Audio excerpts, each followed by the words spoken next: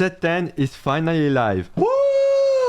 I've been waiting for this day until the moment I tried set 10 for the first time. I absolutely love this set. I think it's a banger, and I think the set is also extremely fun to play, not only for casual players but also for pro players like me. So in this video I'm going to share with you 5 comps. I'm pretty sure like there are many other comps, but I think the set is pretty much overwhelming if you play for the first time. So instead I'm going to let you focus only on 5 comps that you can start playing now and have good scores with it, and then after little by little you can start learning others. In a later video I will release this week, I will show you a bit more about flexibility, about headliners and a lot more stuff, but today we just focused on the 5 best comp. And for those who don't know me, I've been challenger multiple times and I'm playing competitively. I'm also going to play in a Las Vegas tournament that is happening in a couple of weeks, so I'm actually preparing quite a lot on this set to make sure I can perform on stage. With that being said, let's get started. So to help you guys with this, I'm going to use Tacter. That is the sponsor of my video as well. This is a website where I write regularly guides like this one. And also what I really like about this website is that I can highlight the headliner here with the trait that's activated on the headliner. I'm not sure this is on every website right now, but for sure this is here. So it's much easier for me to show you exactly what kind of comp I want you to try, or at least focus on at the beginning of the set before you start trying new stuff.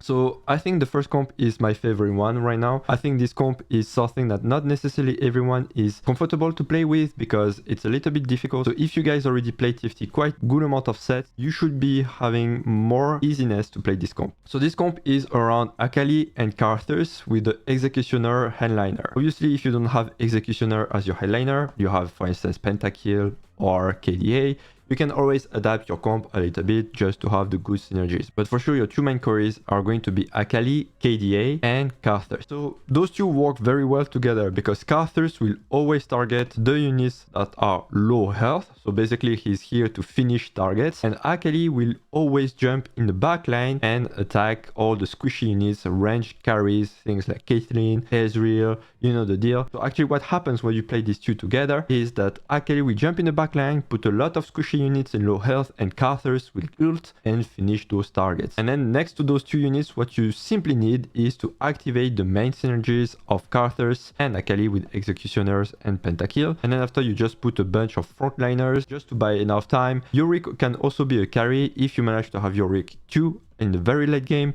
But before you get that, first you need to focus on Akali and Carthus. So here I put in this website, for instance, a couple of other chosens or headliners. Sorry, I will often say chosen instead of a headliner. Don't mind me being nostalgic of set 4, but both are the same basically. So you'll find a lot of chosens here. Obviously the best ones are either Akali or Carthus. But don't worry, if you don't have them, you can still have Thresh, Blitzcrank, Eloy, or Yorick. As long as you manage to have your 2-star units, this comp is going to be performing quite well. Another thing I really want to talk about this comp is that it's very easy to play flexible because you have an AP carry and you have an AD carry. So no matter what chosen you have in the early game, whether it's Annie or Corki, you can simply put the items on them. So obviously on Annie you will put the items you will put on Carthus later. So Shojin, Archangel, I can't find it, and stuff like this. And on Corki you can put whatever items you wanted to put on Akali later. So IE and Hush, for instance, things like this. So basically you just need to play around your early headliner, and then after you slowly transition to the mid game. In the mid game, for instance, you can have Riven that can hold the items for Akali, so I put here next to Corki, and obviously you can have Lulu who can hold the items pretty well until you get your Carthus. And so just play like this, play around the units you find first, put the items you have first, and then at level 8 you will transition into Carthus and Akali, and then after you stabilize your board, and then you can push level 9 and add the 5 cost units. Remember that this set is going to be quite easy to reach level 9 because they reduce the amount of XP you have to pay to be level 9, and they also added a new level, that's the level 10. But the level 10 is quite hard to achieve, so most of the time you will stay around level 8 and level 9.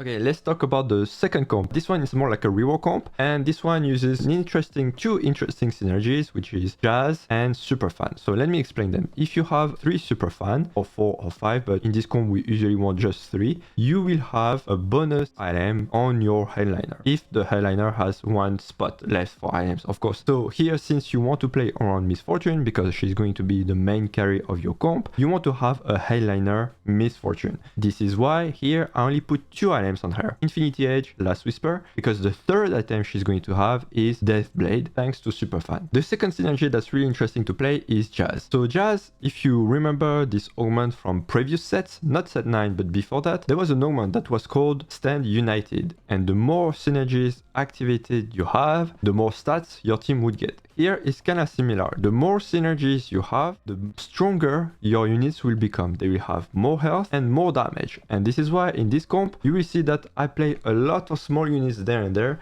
to try to achieve reaching as many synergies as possible. So you will see here, I have 9 synergies because Maestro doesn't count. It has to be non-unique synergies. But so I have 9 non-unique synergies activated, meaning that with Jazz, I have 18% more health for the whole team and 9% more damage for the whole team. That's quite a lot, honestly. In this comp, you want to reroll Misfortune, obviously, but if you have the opportunity, try to reroll Nico as well because she's going to be your main tank and it's important that your team hold as long as possible. And then finally, the final, let's say, carry you want to have is Jhin. Until you get Jhin, you can play Ezreal, who is going to do quite some good job as well. But let's say that Jhin is the final boss of your comp. And in case you don't have a Misfortune Jazz as your headliner, but rather Misfortune Big Shot, what you can do is instead of playing Jhin, you will play Lucian because Lucian is Jazz. So you still activate Jazz and you still have a late game AD carry to help Misfortune finish targets. Since Misfortune is a 3 cost, Nico is also a 3 cost, and you have a high chance to find a 3 cost headliner at level 7, you will want to reroll this comp at level 7 before you push level 8 and push level 9 to add more and more late game units or synergies. Okay, now let's talk about Disco Twisted Fate. So Disco Twisted Fate is a comp that can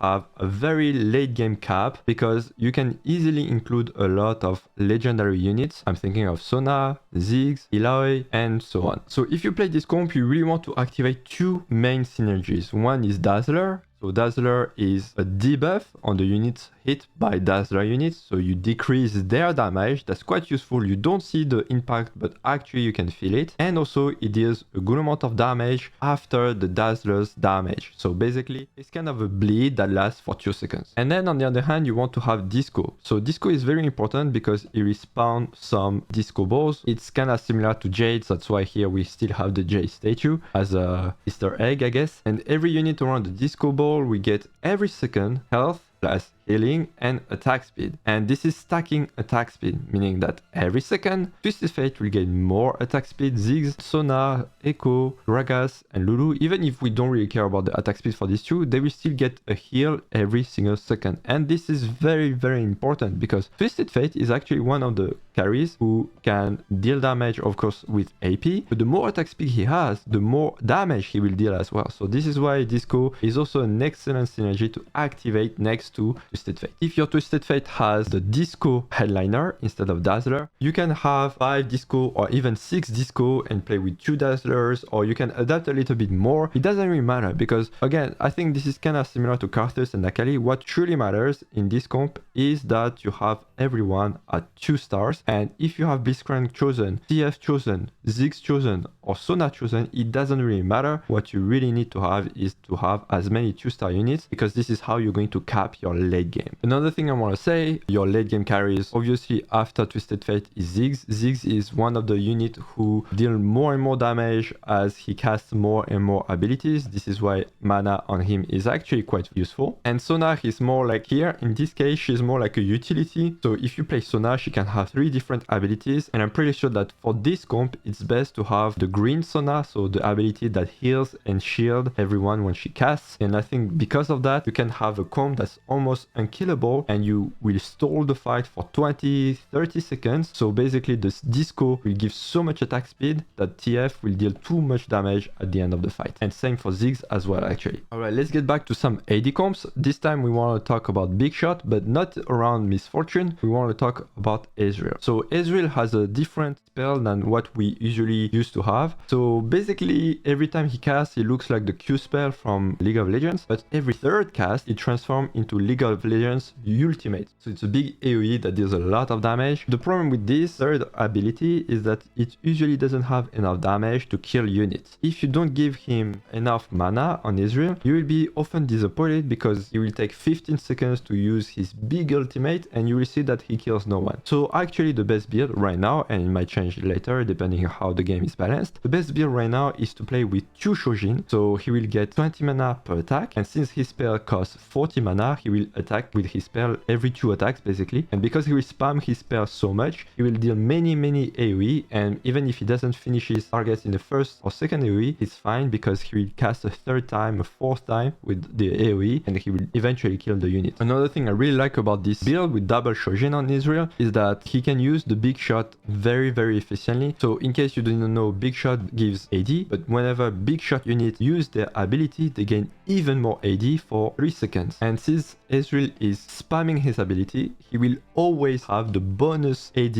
and he will have tons of AD contrary to any other big shot like Misfortune for instance. And obviously in this comp you want to have 4 big shots. The best headliner you want is obviously Ezreal and Jhin, but if you have a headliner Misfortune big shot, you can still play this comp. It's going to be slightly less strong, but don't worry, it's not that bad. The important part is to have 4 big shots and have a solid front line. This is very important because obviously if you don't have a front line, then you can't really have the time for Ezreal and Jhin to deal all the damage they can deal. And finally, the last comp I wanted to show you guys is Ahri and Akali in a full KDA setup, and they're Superfan. So once again, we're using Superfan. I already explained a bit earlier. So Superfan will give an item to your headliner. The item is tied to the champion, meaning that if you have a headliner Ahri, she will always get the same item, and if you have a headliner Akali, she's going also to get always the same item. So right now when I'm making this video, Ahri will always get a Rabadon from Superfan, and Akali will always have a Hand of Justice. This might change in the future, we don't really know, but for sure right now it's like this. And in this scenario, my Ahri is the headliner, so that's why I make sure she doesn't have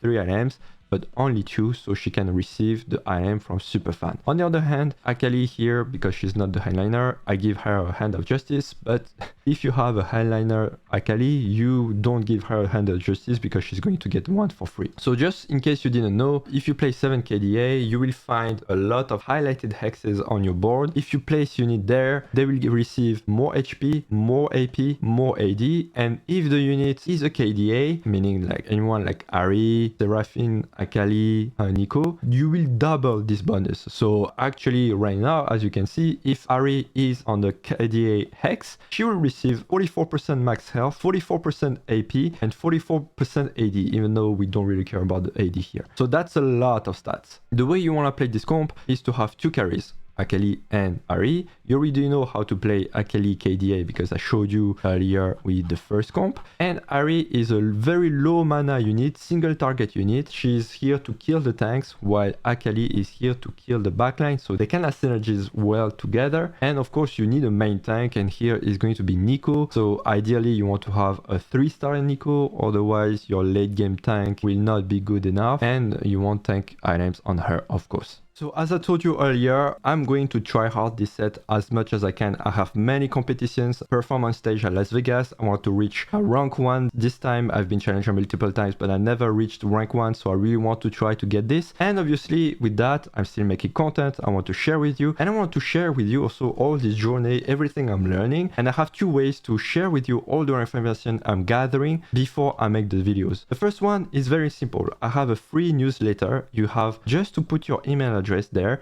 and every week I will send you the top 5 comps I'm thinking that are the best to play right now if you want to climb. The second way is for those who want also to support me in a deeper way, and is to subscribe to my YouTube channel. And if you decide to take this path, you will have access to a private Discord where I will share very regularly everything I'm learning about this set, the new tech, things I've observed from Chinese players, things I've seen myself, and everything of course before I make any videos, so you guys also have an edge and can abuse the secret strats, the secret comps before they are known by everyone. Until next video, see you at the top of the ladder, and I hope to see you in the Discord as well. Bye!